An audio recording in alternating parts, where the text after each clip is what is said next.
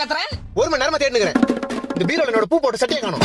பீரோலயும் சரி வாழ்க்கையிலயும் சரி நான் தேடுற விஷயம் மட்டும் கிடைக்க மாட்டேங்குது. டேய் பீரோல தான் மடிச்சு வச்சேன் பாருடா.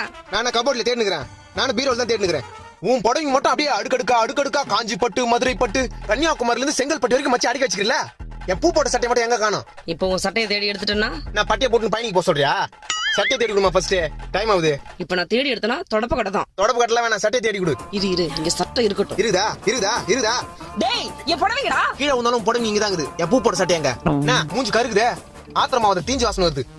டேய் கேஸ் மேல பால் வச்சிட்டு வந்துட்டேன்டா. ஓ தீஞ்சு வாசனை அங்க தான் வருதா? ஐயோ மொத்த பாலும் போச்சு. ஏமா என் பூ போட்ட பூ. உன்னால என்னாச்சு பாத்தியா? அம்மா பால் தீஞ்சு போச்சு. என் பூ போட்ட சட்டமா?